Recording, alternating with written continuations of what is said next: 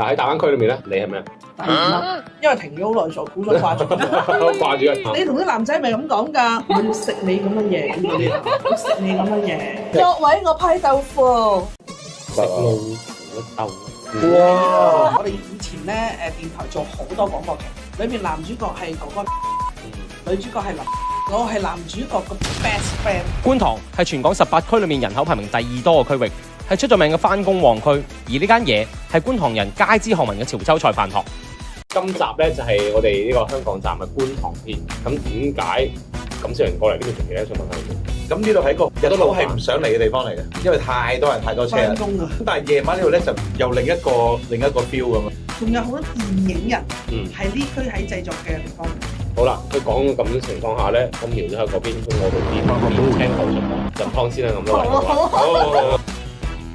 杏汁燉白輝，杏汁燉白輝我都得㗎，杏汁燉白輝，燉白輝，就漸變燉白輝啦，好濃稠啊！真係純手工磨呢種菜，起油花啊，靚到。得唔得？咩味道啊？你話佢咧？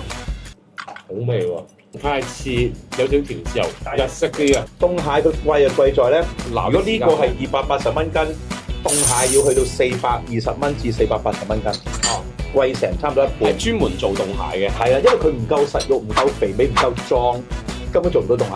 潮州檔佢寫住啲字咧，由1500蚊到3500蚊到4000蚊一隻凍蟹都係一隻，所以有凍蟹大家記得珍惜食。哇！呢個凍蟹好好食。所以乜都唔使點，真係乜都冇點。唔好厭啊！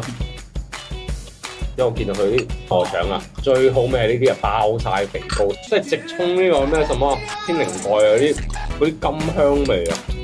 我要食㗎。你同啲男仔咪咁講㗎？要食你咁嘅嘢。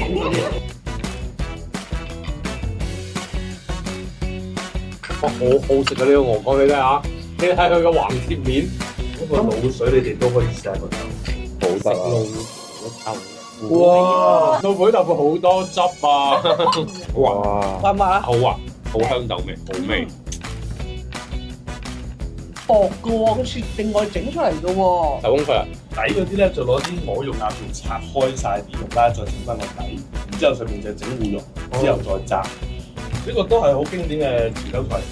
嗯，係咪啊？好順手，好懷舊啲味道。唔知點解食芋頭我諗起我阿爺真係。所以咧，如果你阿爺嘅話，佢本身食叉燒諗起你咯。芋頭鴨就香港有好多嘅，但係嗰啲佢係分割完再砌翻啊嘛。係啊。落同餅係有分別。如果餅嚟講，好多都係炸嘅形式啊，反而傳統潮州嘅會係落，佢真係煙韌啲，好新鮮喎真係，其實真係唔使遇到啦，好夠味嘅。